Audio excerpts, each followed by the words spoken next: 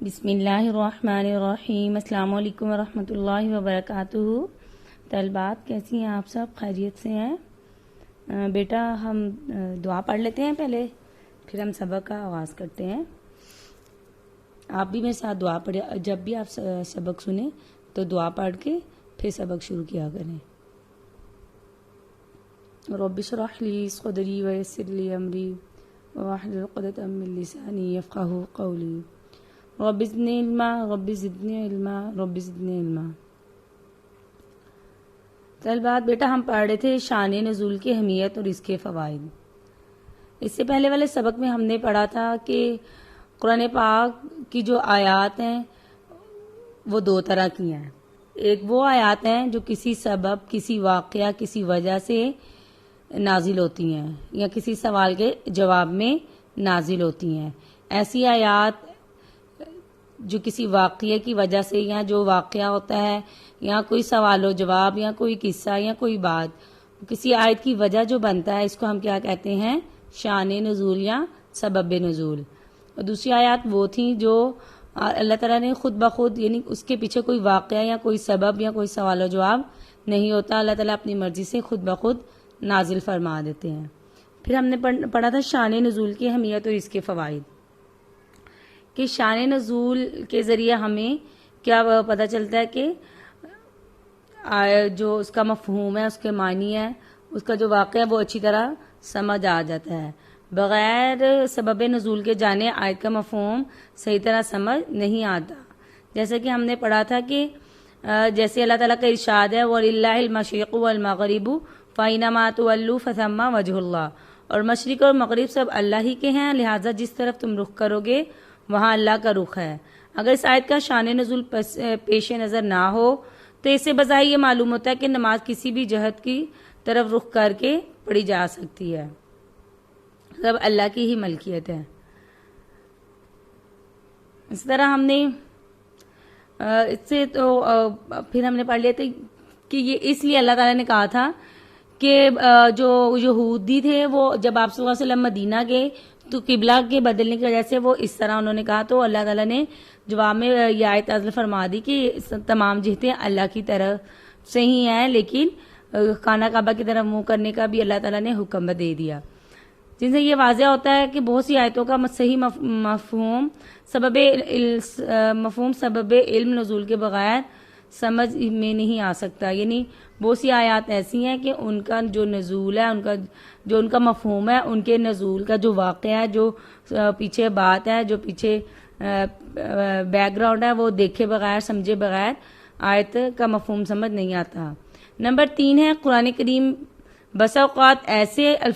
قرآن کریم میں بسا اوقات ایسے الفاظ استعمال ہوئے ہیں، ایسے الفاظ استعمال فرماتا ہے جن کا شان نزول سے گہرا تعلق ہوتا ہے، اور اگر ان کا صحیح پس منظر معلوم نہ ہو تو وہ الفاظ معاذ اللہ بے فائدہ اور بعض اوقات بے جوڑ معلوم ہونے لگتے ہیں، جن سے قرآن کریم کی فصاحت و بلاغت پر حرف آتا ہے۔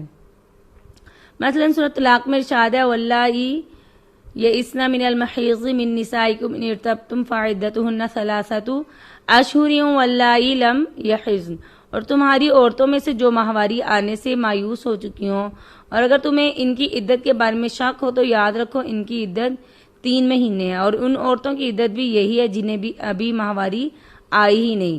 اس آیت میں یہ الفاظ ہے کہ اگر تم کو شک ہو، ان کا بظاہر کوئی خاص فائدہ نظر نہیں آتا، یہاں تک کہ بعض اہل ظاہر نے ان الفاظ کی وجہ سے یہ کہہ دیا کہ اگر سن رسیدہ عورت، یعنی بہت بڑی عورت جس کا حیض بند ہو چکا ہو، حمل کے بارے میں کوئی شک نہ ہو، تو اس پر کوئی عدت واجب نہیں ہے۔ لیکن سبب نزول ان الفاظ کی وجہ بتاتا ہے کہ حضرت ابی بن کعب فرماتے کہ جب سورۃ النساء میں عورتوں کی عدت بیان کی گئی تو میں نے آپ صلی اللہ علیہ وسلم سے پوچھا کہ یا رسول اللہ کچھ عورتیں ایسی ہیں جن کی عدت قرآن کریم میں بیان نہیں ہوئی، ایک تو چھوٹی بچیاں ہیں جنہیں حیض نہیں آیا، اور دوسری وہ سن رسیدہ عورتیں ہیں جن کا حیض بند ہو گیا، اور تیسرے حاملہ عورتیں۔ اس پر یہ آیت نازل ہوئی، اس میں تینوں قسموں کا حکم بیان فرما دیا۔ اگر یہ واقعہ، یہ بات ہمیں معلوم نہ ہو تو جس طرح بعض اہل ظواہر نے یہ کہا کہ جو سن رسیدہ بڑی عمر کی عورت ہے اس کی عدت ہی نہیں، حالانکہ عدت ہر قسم کی عورت کے لیے جو حکم ہے عدت کا وہ آیات میں الگ الگ بیان فرما دیا. جو چھوٹی بچیاں ان کا بھی، اور جو بڑی عورتیں ان کا بھی، اور جو حاملہ ہیں ان کا بھی، یعنی ہر طرح کی جو عورتیں ان کا اللہ تعالیٰ نے ان کی جو عدت ہے وہ بیان فرما دی. ہر ایک کے لیے الگ الگ حکم بیان فرما دیا. یا مثلا سورہ بقرہ میں ارشاد ہے فَإِذَا قَضَيْتُم مَّنَاسِكَكُمْ فَاذْكُرُوا اللَّهَ كَذِكْرِكُمْ آبَاءَكُمْ. پھر جب تم اپنے حج کے کام پورے کر چکو تو اللہ کا اس طرح ذکر کرو جیسے تم اپنے باپ دادا کا ذکر کرتے ہو. اگر سبب نزول سامنے نہ ہو تو اس آیت کا یہ حصہ کہ جیسے اپنے آبا کو یاد کرتے ہو بے جوڑ معلوم ہوتا ہے، کیونکہ یہ بات سمجھ میں نہیں آتی کہ اس خاص مقام پر اللہ کی یاد کو آبا و اجداد کی یاد سے تشبیہ دینے کا کیا مطلب ہے. لیکن سبب نزول سے یہ بات واضح ہو جاتی ہے. بات یہ کہ یہاں مزدلفہ کے وقوف کا ذکر ہو رہا ہے، اور مشرکین عرب کا یہ معمول تھا کہ وہ ارکان حج سے فارغ ہونے کے بعد یہاں اپنے آبا و اجداد کے مفاخر اور کارنامے بیان کیا کرتے تھے.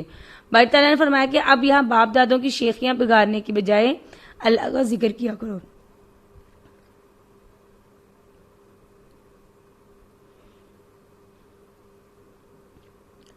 اس آیت کے جو یہ شان نزول ہے، اس آیت کا جو سبب نزول ہے، یہ سامنے رکھ کے یہ بات سمجھ میں آ جاتی ہے کہ اللہ تعالیٰ نے حج کے دوران اس طرح حکم کیوں دیا کہ ایسے یاد کرو جیسے تم اپنے آبا و اجداد کو یاد کرتے ہو.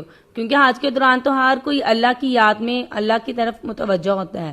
تو یہاں آبا و اجداد کا ذکر کرنے کا مقصد سبب نزول سے پتہ چل جاتا ہے کہ جس طرح جہاں لوگ آ کر اپنے آبا و اجداد کے کارنامے، ان کی جو شیخیاں، ان کے بڑے بڑے جو کارنامے تھے یا جو بھی ان کے کام تھے ان کو بیان کرتے تھے اور اپنے آپ کو اپنے باپ دادا کی باتیں بتا کر بڑا سمجھتے تھے. تو اللہ تعالیٰ نے فرما دیا کہ اپنے باپ دادا کو یاد کرنا چھوڑ کر، ان کے کارنامے یاد کرنا چھوڑ کر اللہ تعالیٰ کو ایسے یاد کرو، بلکہ اللہ کا ہی ذکر کرنا ہے، ان کو یاد کرنے کی ضرورت نہیں ہے. نمبر 4 ہے قرآن کریم میں ایسے مقامات بھی تھوڑے نہیں ہیں جن میں کسی خاص واقعے کی طرف مختصر اشارہ کیا گیا ہے، اور جب تک واقعہ معلوم نہ ہو ان آیات کا مطلب سمجھا ہی نہیں جا سکتا. مثلا ارشاد ہے وَمَا رَمَيْتَ إِذْ رَمَيْتَ وَلَكِنَّ اللَّهَ رَمَى. اے پیغمبر جب تم نے ان پر مٹھی پھینکی تھی تو وہ تم نے نہیں بلکہ اللہ نے پھینکی تھی. اب یہ اتنا سا آیت کا ٹکڑا ہے، اگر اس کا سبب نزول، اس کا واقعہ معلوم نہ ہو تو اس کا کیا مفہوم ہوگا کہ اے پیغمبر جب تم نے ان پر مٹھی پھینکی تو وہ تم نے نہیں پھینکی بلکہ اللہ نے پھینکی تھی. تو اس آیت کا مفہوم سمجھنے کے لیے، اس آیت کا مطلب سمجھنے کے لیے اس کا جو واقعہ ہے، جو نزول ہے، سبب نزول ہے، وہ جاننا ضروری ہے. جب وہ پتہ چل جائے گا تو آیت کا مفہوم خود بخود سمجھ آ جائے گا. تو اس آیت میں دراصل غزوہ بدر کے اس واقعے کی طرف اشارہ ہے جس میں آپ صلی اللہ علیہ وسلم نے کفار کے نرغے کے وقت خاک کی ایک مٹھی ان کی طرف پھینکی.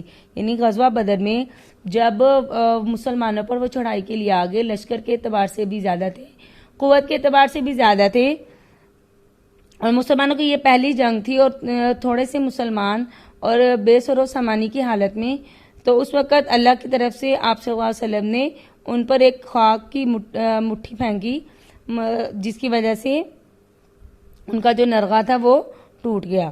جو آپ صلی اللہ علیہ وسلم مٹھی پھینکی، ان کی جو آپ صلی اللہ علیہ وسلم کے جو ذرات تھے وہ ان کافروں کی آنکھوں میں چلے گئے، اور اس طرح اللہ تعالیٰ نے ان کو شکست دی.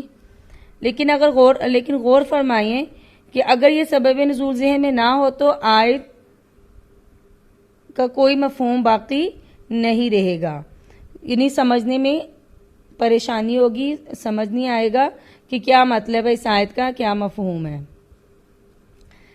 اس لیے بہت سی آیات ایسی ہیں قرآن پاک میں، بہت سے واقعات بیان کیے گئے ہیں جو آیات مختصر ہیں اور ان کی تفصیل، ان کا نزول جو ہے وہ واقعے کی صورت میں یا کسی حدیث کی شکل میں یا کسی طرح موجود ہے. جب وہ چیزیں معلوم ہو جاتی ہیں تو پھر آیات کو سمجھنا، ان کی تفسیر کرنا آسان ہو جاتا ہے. اسی وجہ سے امام مہدی فرماتے ہیں جب تک آیت کا سبب نزول اور متعلقہ واقعہ معلوم نہ ہو اس وقت تک آیت کا مفہوم بیان کرنا ممکن ہی نہیں. یعنی جب نزول اور نزول کا ہی نہیں پتا، اس کے متعلق واقعہ کا نہیں پتا، تو خالی آیت کا ترجمہ پڑھ کے اس کی تفسیر کیسے کریں گے؟ اب یہ جو آپ نے پڑھی ہے اس کی تفسیر کیسے کریں گے؟ وَمَا رَمَيْتَ إِذْ رَمَيْتَ، نہیں پھینکی مٹھی تو آپ کیا کہیں گے؟ یہی تفسیر کریں گے اللہ کی مٹھی اللہ آپ سے میں مٹھی پھینکی تو وہ اللہ کی طرف سے تھی. لیکن جب آپ کو واقعہ معلوم ہوگا تو آپ بتائیں کہ غزوہ بدر میں فلاں واقعہ آیا تھا، اس طرح ہوا تھا، آپ سے وسلم نے مٹھی کنکریوں کی بھر کے پھینکی، پھر اللہ تعالیٰ ان کو شکست دی. پورا واقعہ بتائیں گے تو کیا ہوگا؟ سمجھنے میں آسانی ہوگی. اس طرح اور بھی بہت سی آیات ہیں جن کی تفسیر جاننے کے لیے واقعہ بیان کرنا، سبب نزول بیان کرنا بہت ضروری ہے. لہٰذا جن لوگوں نے تفسیر قرآن کے معاملے میں اسباب نزول کی اہمیت سے انکار کیا ہے وہ یا تو ناواقف ہیں یا اسباب نزول سے آزاد ہو کر قرآن کے مضامین کو اپنا من مانا مفہوم پہنانے کے لیے ایسے کرتے ہیں.